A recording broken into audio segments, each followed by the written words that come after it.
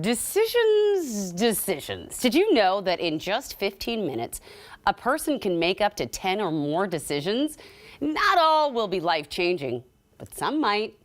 In their new book, Wise Decisions, from Dr. Jim Lower and Dr. Sheila Ohlsson Walker, they examine how we make decisions and what we need to do to make good ones. We do all have an inner Yoda, and Yoda is an acronym for your own decision advisor. It is the wise voice that lies inside each of us that we can build up over time. As we make good decisions, we basically build up our wiring system in our brain and body to make those kinds of adaptive decisions in the future. And it's an iterative process. I'm a behavioral geneticist, and what we know about how the body and brain works is that nurture shapes nature across life. So it's really about building new habits through repetition. And the more we repeat habits and behaviors, becomes the default mode and what we wind up doing, kind of like brushing our teeth or driving a car. So it's a learned process, it's a malleable process, and we can all strengthen our Yoda across time and teach our children to do the same. Okay, you just dropped the mic like 6 times in that first answer. Nurture, it shapes nature. I'm like, oh my gosh, this is incredible stuff.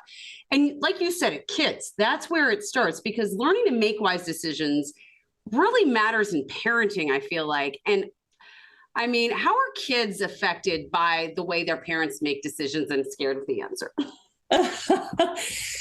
Well, I think first of all, it's important to know that, I've got 3 boys. We're human beings too. Parents are humans, and we make mistakes, and we're fallible, and we're in, crummy moods sometimes. And sometimes our light is fully shining and we're right on it.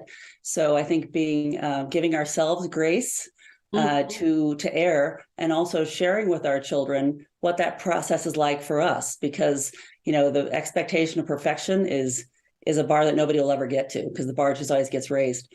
As far as parenting children, there's a quote that I love: don't worry that your children aren't listening to you, worry that they're always watching you.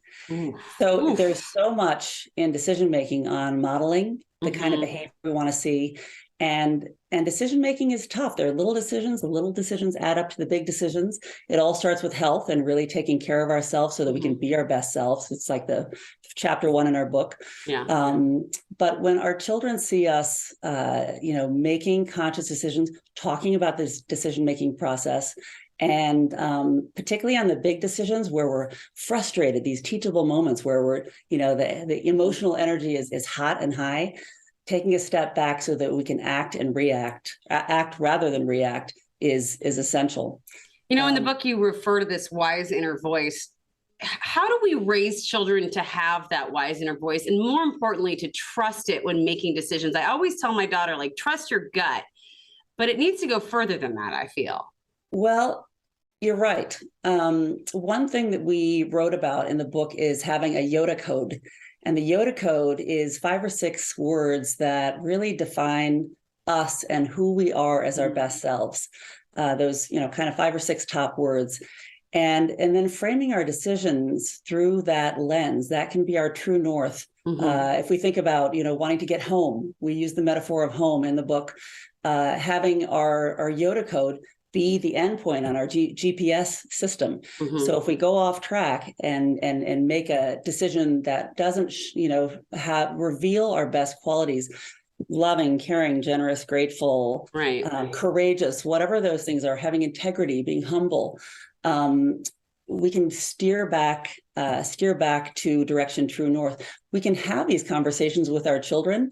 These are big concepts. We can take, but introducing them early on and pointing out and teaching them in moments what integrity means. What does it mean to be humble? As every parent knows, you get to that moment and you're like, oh, this is a real parenting moment. What is the right way to go about something? Like, say they've made a bad decision, but you want to help them understand why or go forward from there. This is where most of the really good learning happens, whether children or adults. Not being judgmental, really trying to understand the backstory. What was really going on, and maybe it was envy or something along those lines that is not something that we want our kids carrying around, or that we want to carry around ourselves, but going in there, trying to get to the root of what was underlying it, and then helping them direct themselves back to their Yoda code, to their inner, who they want to be, how they want to show up, how they want the people who know them the best and love them the most to remember them. Who are the people who they admire, that they would like to embody as some of their energy. Just keep bringing it back to that, and be loving in your tone and your words, it's just a process of constant reinforcement, because we want to build that Yoda up in them so they are empowered by their ability to make decisions. And when they know it's okay to mess up, and that they can process it, unpack it, and come back to how they really want to show up, that's the superpower that that pays dividends for life. Such great advice.